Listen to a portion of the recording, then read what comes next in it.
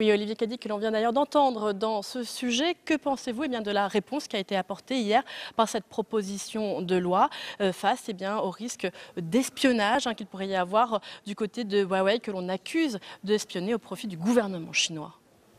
Bien, cette accusation, elle n'est pas nouvelle, hein. Déjà, dans un rapport du Sénat d'il y a 7 ans, de mon collègue Jean-Marie Bockel, il avait mis en avant toutes les problématiques liées à Huawei, qui d'ailleurs l'avait reconnu dans des conférences internationales, qu'il transmettait les données vers la Chine de toutes les communications téléphoniques, des emails, sous prétexte d'assurer la sécurité des échanges. Donc c'est clair, on le sait, ça avait été dénoncé par le département américain déjà il y a 8 ans.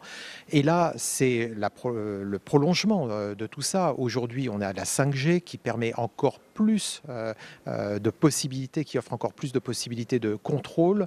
Et aujourd'hui, la vraie question qui se pose, et le gouvernement a eu raison, et j'étais d'ailleurs en soutien quand ils avaient fait un amendement dans Pacte, parce que pour moi, il y avait urgence.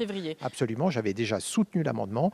Bon, le Sénat, je peux comprendre, et je l'avais dit dans l'hémicycle, on pouvait comprendre la position du Sénat. Pour des raisons de procédure, c'était allé trop rapidement, qu'il n'avait pas eu le temps de se saisir de ce sujet. On revient de toute façon quelques mois plus tard sur le même sujet.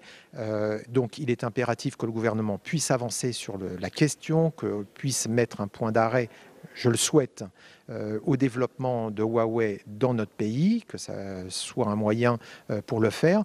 Il est clair qu'il n'y a pas de réciprocité avec la Chine. C'est scandaleux de laisser faire Huawei se développer ici et de ne pas permettre, par exemple, à Ericsson et Nokia de faire la même chose en Chine. Olivier Cadic, est-ce que pour vous, il faut donc aller plus loin que ce texte et interdire véritablement les appareils Huawei en France? Ça a été le cas aux États-Unis, en Australie, à Taïwan, en Nouvelle-Zélande. Est-ce que vous voulez aller jusque-là? Mais c'est non seulement moi, mais il y avait déjà, il suffit de relire le document donc, de Jean-Marie Bockel, encore le rapport fait pour la Commission des Affaires étrangères. Ça fait plusieurs années qu'on le préconise.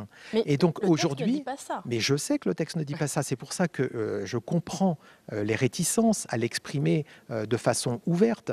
Mais la réalité, on se plaint tous les jours de ne pas avoir des grands leaders technologiques européens.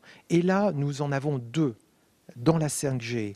Et on le reconnaît. Et donc Nokia, qui a ses centres de recherche en France, on a tout pour le faire nous-mêmes.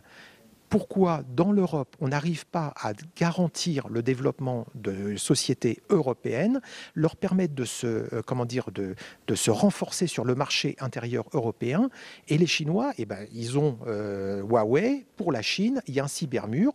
Il n'y a pas de réciprocité, il n'y a pas de raison qu'ils puissent venir exploiter ici. Vous qui êtes d'habitude très libéral, c'est un sujet sur lequel vous êtes protectionniste, Olivier Cadic. Mais je ne suis pas protectionniste, c'est les Chinois qui sont protectionnistes. Ils ne nous laissent pas accéder à leur marché. Donc c'est la réciprocité. Si vous ne nous laissez pas accéder à votre marché, alors vous ne pouvez pas accéder au nôtre. Merci beaucoup Olivier Cadic d'avoir répondu à mes